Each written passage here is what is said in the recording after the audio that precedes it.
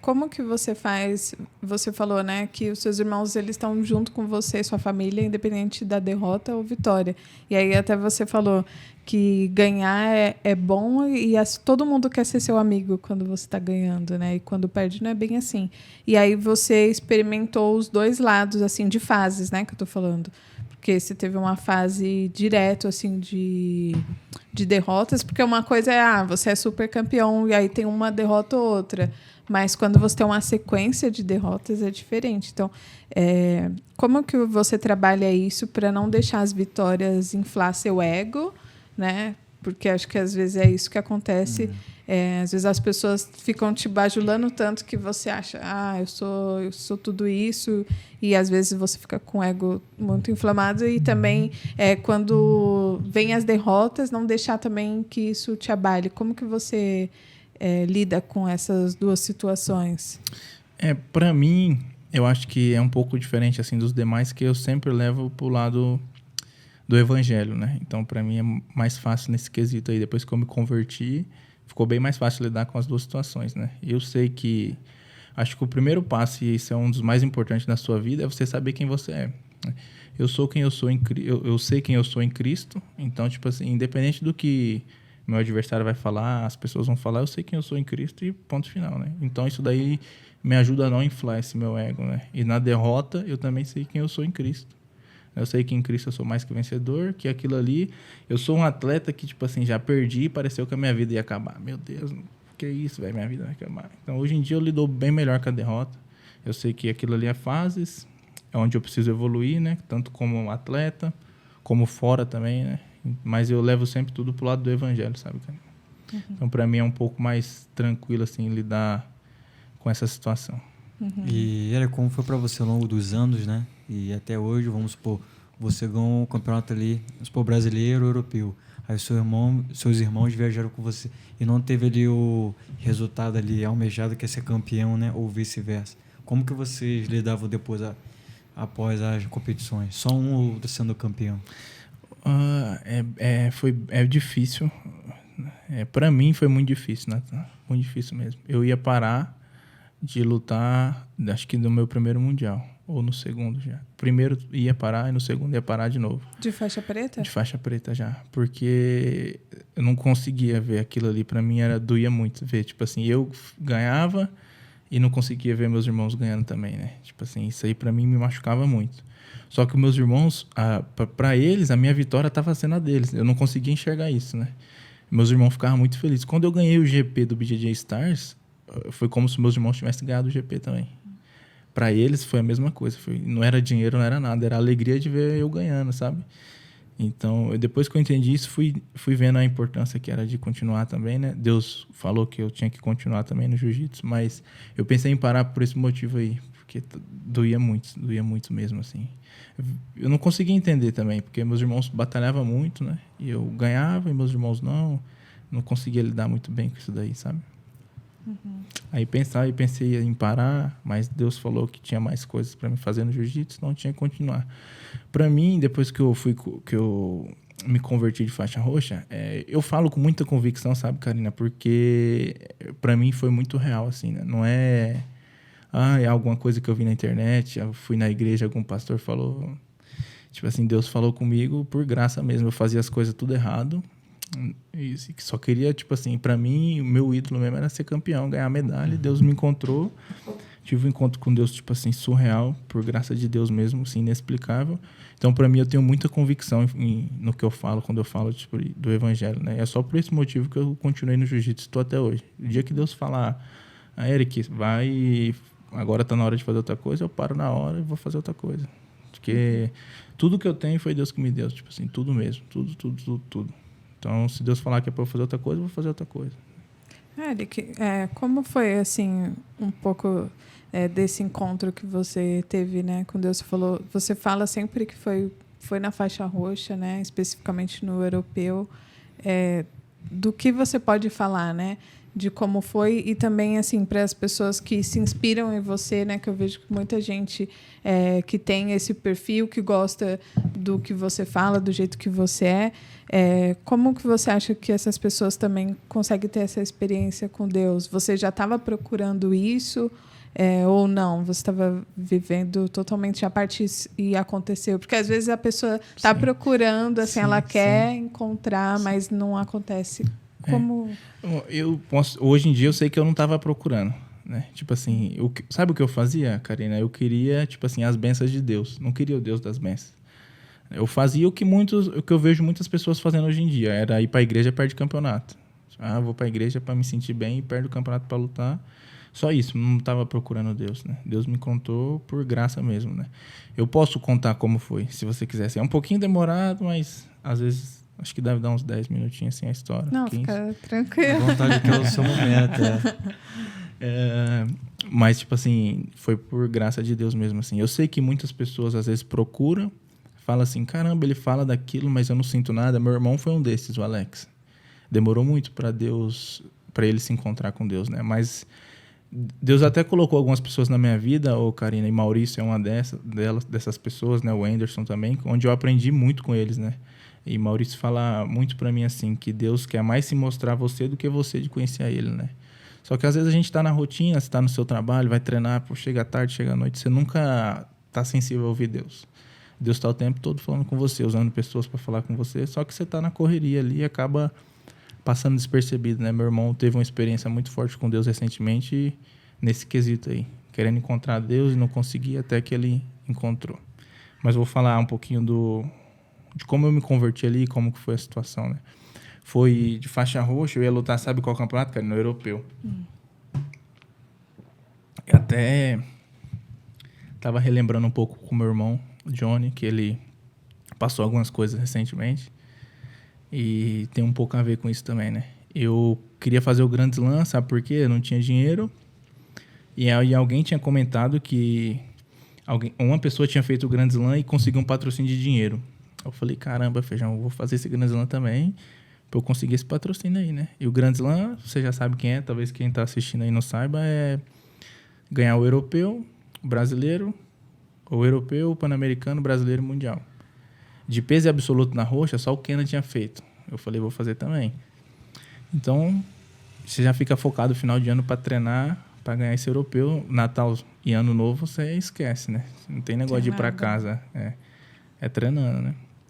Aí, treinando pra caramba, comecei a sentir uma dor na região pélvica, sabe? Assim, um pouco abaixo do umbigo. Aí, minha mãe ficou preocupada, meu pai ficou preocupado. Fui no médico, o médico falou que eu tava com hérnia.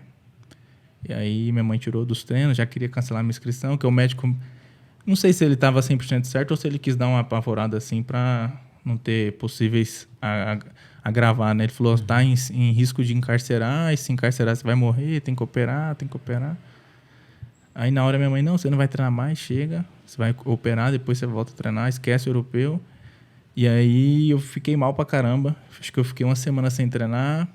Mas antes de passar essa semana, minha mãe falou assim pra mim, filho, você acredita que Deus pode te curar? Eu falei, mãe, Deus quiser, Deus cura. Ela, não, olha pra mim, você acredita que Deus pode te curar? Eu falei, acredito, mãe. Ela, então eu vou orar e Deus vai te curar. Eu falei, então tá bom, então eu vou orar também. Aí passou uma semana, voltei no médico. Aí ele falou assim, Eric, se você já teve hérnia aqui, hoje você não tem mais, né? Não tem nada aqui, pode voltar a treinar hoje. Fui em outro médico fazer ultrassom também para ter certeza. Tinha nada. Aí voltei a treinar no mesmo dia. Eu ia para academia de manhã, voltava para casa à noite. Aí fiquei lá de manhã até a noite, voltando de bicicleta à noite. Sofri um acidente. Assim, não foi um acidente com carro, mas foi um acidente onde eu levei alguns pontos numa região mais sensível, assim. Acho que só posso falar até aqui. Depois em off eu conto pra vocês aqui sem as câmeras, mas levei uns pontos aí. Levei uns pontos que aí me tirou do tatame de novo. Eu não podia treinar. E eu fiquei sem treinar, acho que um mês e meio pro campeonato. Então, tipo assim, veio a hérnia, veio esse acidente de bicicleta. E aí chegou o dia de eu viajar. A Giovana morava aqui em São Paulo, eu morava em Maringá. Chegou o dia de viajar, viajei assim mesmo, sem treinar. Falei, vou, é assim mesmo, né? E eu ficava sempre me perguntando assim, por que eu tava passando tudo aquilo, né? Tipo assim, por que eu, né? Caramba, velho, treinando demais pra lutar o europeu, por que eu tô passando isso, né? Tentando treinar, não conseguia. Aí cheguei aqui em São Paulo, fui ajudar a Giovana na mudança dela de casa, a geladeira caiu em cima do meu joelho. Caramba. Meu joelho inchou. Aí eu falei, meu Deus do céu. Né? Por que isso, né? Porque eu, de novo, tudo isso, será que não é pra mim lutar? Até pensei isso daí, será que não é nem pra mim ir pra Europa, né? Aí beleza, fui assim mesmo. Fui pro aeroporto, quem comprou minha passagem foi um cara que eu conheci numa dessas viagens que você faz, dando aula pra ele comprou, pagou, e eu falei, quando a gente se encontrar de novo, eu te dou umas aulas e aí eu pago essa passagem. Ele falou, beleza. Comprou minha passagem, esqueceu de colocar a mala. Aí cheguei lá, sabe, quando você tá viajando nas primeiras viagens, já é tensa. Você já não sabe muito bem, Você né? fica Como vai ser. nervoso, né? Eu chegava 5 horas antes no aeroporto, 5, com medo, falei, não pode acontecer nada. Aí aconteceu isso daí, a mulher falou, rapaz, você tem que pagar a mala, não sei quantos dólares que eu tinha que pagar. Eu falei, dólar? Que dólar? Você não tem real? Tá difícil, 100 real, cara. Imagina em dólar. Vezes Como é sim. que eu vou pagar essa mala? Aí eu pensei em deixar a mala lá, botar os kimonos na mochila e viajar só de mochila. Aí, na última esperança, liguei pro meu pai, liguei pra todo mundo, ninguém conseguia me ajudar de imediato, eu precisava de imediato. Aí liguei pro meu patrocinador na época, o Roy. Ele é meu patrocinador até hoje, né? Os que faz as estampas, você conhece? The Thinkers, né? Isso, FH Inc., ele mesmo.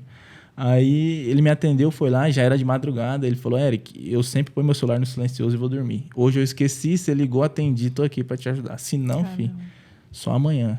Aí, beleza, viajei, cheguei na Europa, gripei, carinho. Inflamou minha garganta. Até hoje eu tenho um pouco de problema com isso, sabe? Não é nem questão de imunidade, é questão da minha garganta mesmo. Ela é um pouco mais sensível, aí inflama e é bem difícil. Chega a dar pus, assim? É bem sinistro, já tive assim. isso aí.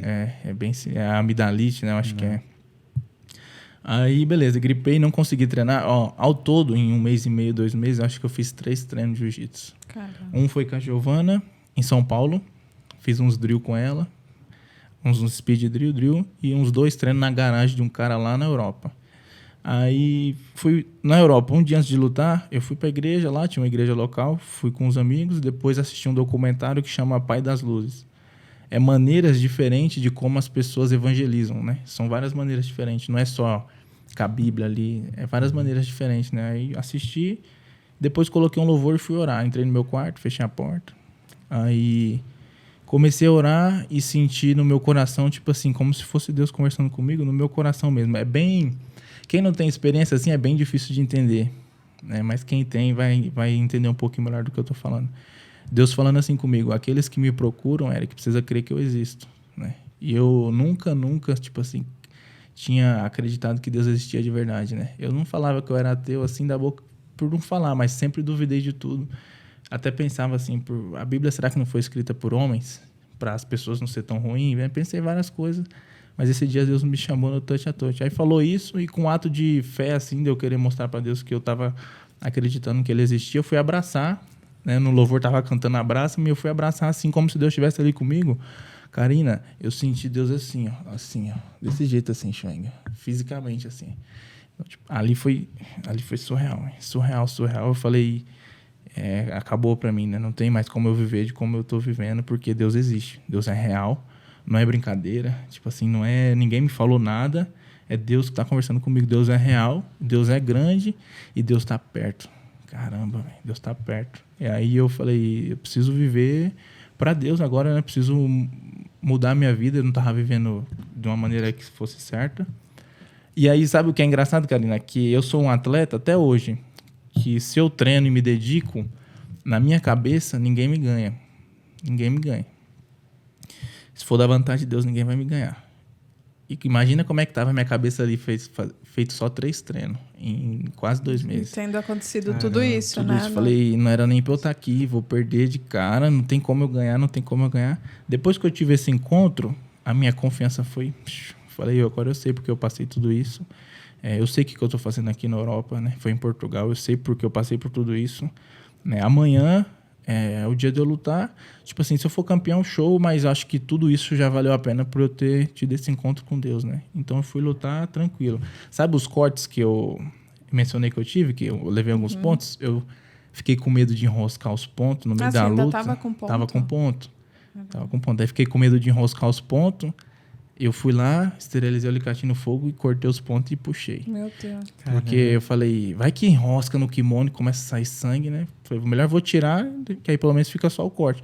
A hora que eu tirei os pontos, o corte abriu assim, ó. Caramba. Aí eu falei, agora já era. Eu botei uns algodão, isolei e fui lutar. Não saiu uma gota de sangue. Lutei peso absoluto, ganhei peso absoluto esse dia. Ali eu comecei o meu Grand Slam. Aí ganhei Pan-Americano, peso absoluto, brasileiro e mundial. Junto com o Anderson. O Anderson sempre me ajudando, fechando o absoluto comigo, deixando eu passar por causa que eu tava querendo fazer o Grand Slam. Então, tipo assim, essa experiência mudou a minha vida, sabe, Karina? Tipo assim, a maneira como eu enxergava a competição, né? Sempre treinei para ser campeão e hoje em dia não é mais isso. Hoje em dia eu quero ser campeão para mostrar para as pessoas que tem como você ser campeão, sendo uma pessoa comum, uma pessoa de família, mostrar para eles que ser campeão não é tudo na vida, né? O dinheiro não é tudo na vida. E o campeonato mundial, que é o que todo mundo que está aí ouvindo os atletas, é o que eles mais querem, não é tudo na vida. Não é tudo. Quando eu ganhei meu primeiro mundial de preta, segunda-feira eu era o mesmo Eric. Então, se você não tem um propósito de vida, né? Por que você treina? Você vai se frustrar. Você vai ganhar o mundial, você vai ver que não é tudo isso. Você vai ser a mesma pessoa, você não vai ganhar nenhum poder, só vai ganhar um reconhecimento no jiu-jitsu, um pouquinho de dinheiro e pronto. Né? Eu acho que o propósito é o que vai te levar para outro nível. Né? Eu testei isso assim na pele e por isso que eu estou tentando levar, e esse é o meu propósito, levar isso para as pessoas, sabe? Esse foi um pouco da minha história com Deus. Depois tive mais experiências assim, mas essa foi a que me mudou da água pro vinho mesmo, assim, do dia para a noite. No outro dia eu era outra pessoa. Me marcou, assim, certeza, você né? também, né? E acho que dentro da sua família também isso, através de você, aconteceu também mudanças, né? Na sua família, na sua casa. Sim, o primeiro de nós, quem se converteu primeiro foi o Anderson, quando a gente era mais novo, na adolescência, assim. Depois o Anderson se afastou um pouco, mas o primeiro mesmo foi o Anderson, que foi ali buscando o caminho. E aí depois a gente foi um motivando o outro. Eu sempre motivei meus irmãos a ir para a igreja, mas é um pouco difícil, assim. Porque o crente, às vezes, ele parece muito chato, sabe, Karina? Porque ele fica toda hora te chamando para ir para a igreja. Tipo, pô, bora lá, Schweng, na igreja. Ah, todo dia fica muito chato isso, né? E eu faço isso. E hoje em dia eu aprendi muito mais, né? Então eu sei controlar para não ficar parecendo muito chato e acabar afastando a pessoa ainda mais. Mas as pessoas só fazem isso, né? Os crentes, porque eles encontrou algo que mudou a vida deles para melhor, de verdade, e quer levar isso para você. Né? Eu vou fazer um comparativo com o jiu-jitsu. Imagina que você aprendeu uma posição lá no Rio de passagem de meia guarda, e aí, caramba, você tá vendo todo mundo na academia sofrendo com a meia guarda. Você fala, não, galera, peraí, aprendi uma passagem agora lá no Rio, vou mostrar para vocês aqui, porque tá me ajudando, vai ajudar vocês. A mesma coisa é quando a pessoa tá te chamando para ir para a igreja, assim, é nesse sentido. Né? Viu que mudou a vida dela, ela quer que mude a sua também, entendeu? Às vezes parece um pouquinho chato, eu entendo. Não, mas você acha, Eric, que você encontra barreiras por falar de Deus no jiu-jitsu? Vou te dar um parâmetro aqui dos meus stories. Meus stories bate 9, 7, às vezes um pouquinho mais, 1000 visualizações. Quando eu falo de Deus, cai para 2. Na hora. Eu não ligo para isso, porque esse é o meu propósito, né? Eu não quero mídia. Eu não quero ser lembrado do Eric, sabe, Karina? Não quero. Uma coisa que eu fiquei muito feliz que o Vitão fez lá no negócio do BBB, ele botou Eric Muniz, soldado de Cristo. Aquilo ali pra mim, tipo assim, tô vendo que o meu propósito tá sendo cumprido. Não quero ser lembrado do Eric, não sei quantas vezes campeão mundial. Quero ser lembrado só o menino que Deus usou. Né? Que o nome de Deus fique, entendeu? E o meu suma. É isso que eu quero. Então eu não ligo para visualizações, mas é nítido que cai. Muito nítido. Muito nítido. Qualquer post, tem que usar algumas estratégias até assim, porque qualquer post que você faz, que é versículo, essas coisas, as pessoas... Você já sai, né? Cai o engajamento, né? Mas eles têm... Não é preconceito, mas tem um certo bloqueio, assim, né? Quando você vai falar de Deus, né? Eu não sei porquê. Talvez algumas experiências. Talvez, às vezes, o crente fica falando tanto ali que parece um pouco chato. Aí a pessoa já cria esse bloqueio, sabe? Às vezes não quer nem ver.